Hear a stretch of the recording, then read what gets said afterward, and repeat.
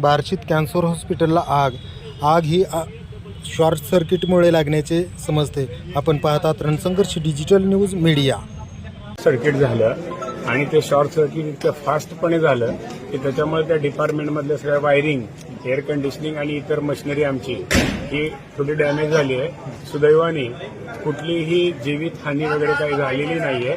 त्यामुळं त्या दृष्टीने आम्ही जे काय असेल ते पूर्ण वापस विभाग 15-20 दिवसामध्ये आम्ही परत चालू करू. आता किती नुकसान झालंय याची पडताळणी 2-3 दिवसामध्ये आम्हाला कळेल. आता सर आता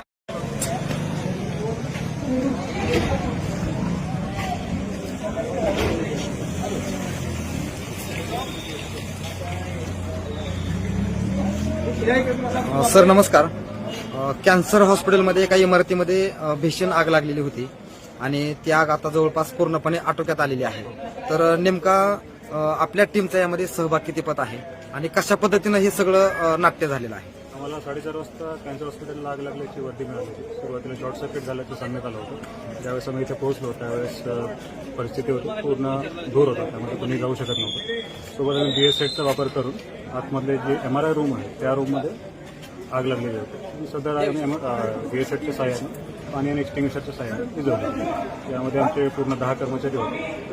त्यामध्ये बार्शी नगर परिषदेचे सर्व कर्मचारी. साधारण ही सगळी प्रक्रिया पूर्ण करण्यासाठी म्हणजे पूर्णपणे आग आटोक्यात आणण्यासाठी तुम्हाला किती कालावधी लागला? आम्हाला एक 20 ते 25 मिनिटं लागली, कारण सुरुवातीला आतमध्ये जाता येत नव्हतं. बाहेरनं बरेच प्रयत्न केले पण आगीचा सोर्स समजत नव्हता. BSFच्या सहाय्याने जेव्हा आम्ही आतमध्ये एंट्री केली तेव्हाच सोर्स कळला, त्यानुसार आग विझवली. काही अडथळे वगैरे काही आले का तुम्हाला त्याच्यामध्ये आग विझवताना? पण सध्या कोणतीही जीवितहानी वगैरे झालेली नाही. सर्वजण सुरक्षित आहे, कर्मचारी आणि दवाखान्याचे कर्मचारी सुद्धा. आमच्या कोणत्याही कर्मचाऱ्याला कसली दुखापत झालेली नाही.